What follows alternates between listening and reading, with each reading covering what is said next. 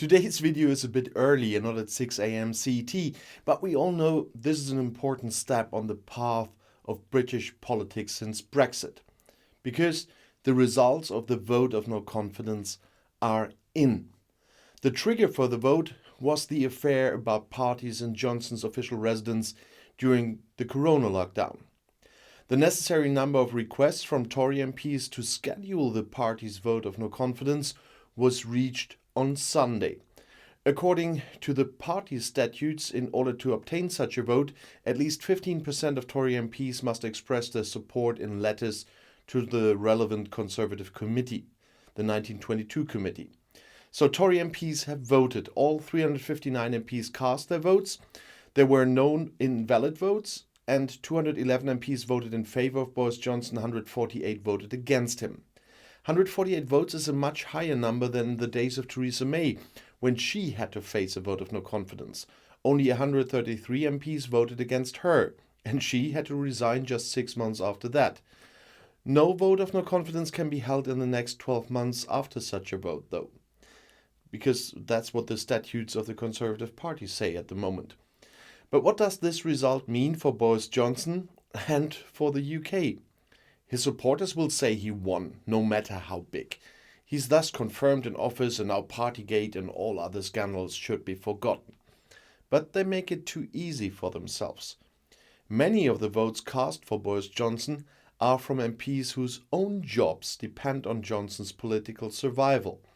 And if you just look at the numbers, it's a disaster for Boris Johnson. I've already spoken about the comparison with Theresa May. And it was just 32 votes short for Boris Johnson to be ousted from office by his own people. In fact, that was just as bad a result as it had been with John Major that time.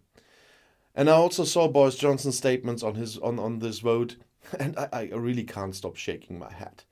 He seriously wants to sell us the result as a big win, and seriously calls it a decisive result. And of course, he now wants to put all the scandals behind him.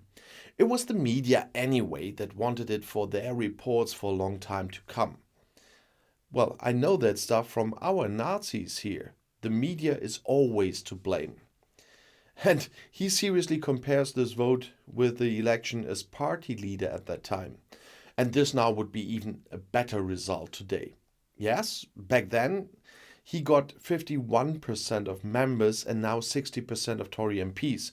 Quite apart from the fact that the electorate was completely different and you can't compare that. This time he's the Prime Minister and not just any candidate. And this time he was the only candidate. That time there were two then. But the guy would probably find a way to sell any disaster to anyone, or try to sell a fridge to an Eskimo.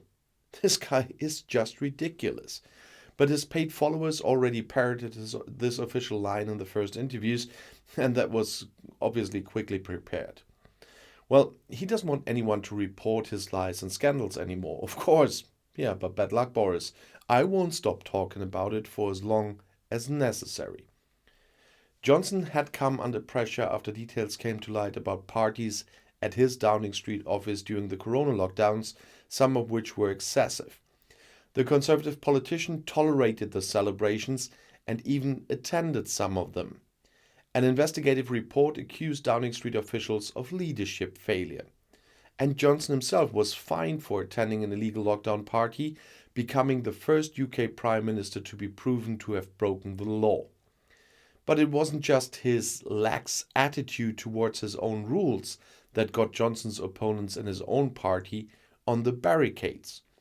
Tory MP and longtime Johnson companion Jesse Norman accused the Prime Minister of endangering the unity of the country, among other things. He's to be blamed for a lot of things.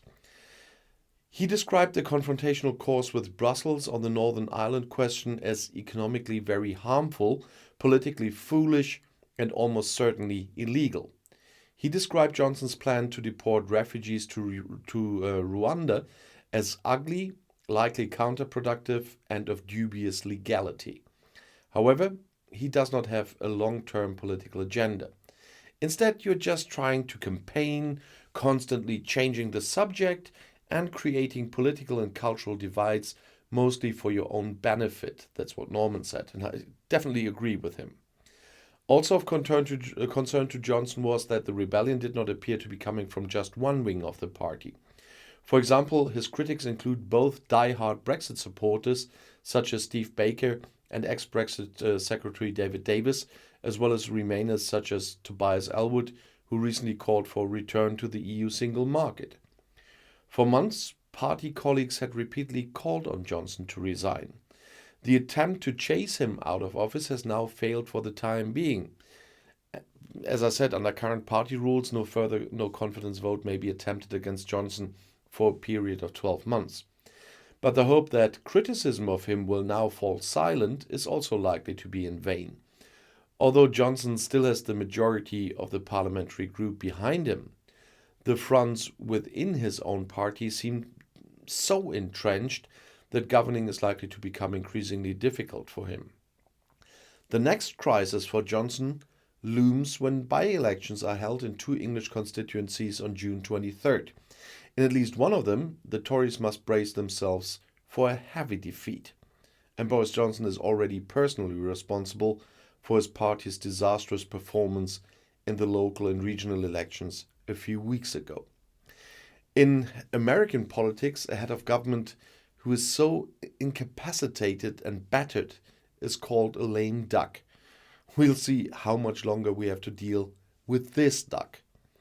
But there is a glimmer of hope. For supporters of Scottish independence and Irish reunification, there could be no better outcome than this unpopular Prime Minister remaining in office. So, congratulations to all of you. At 6 a.m. there will of course not be a video at normal time. I prefer the video here at nighttime. If there aren't any groundbreaking surprises, we'll see us again on Wednesday at 6 a.m. CET, so the normal video time. And I'll see you in my next video there. Bis gleich.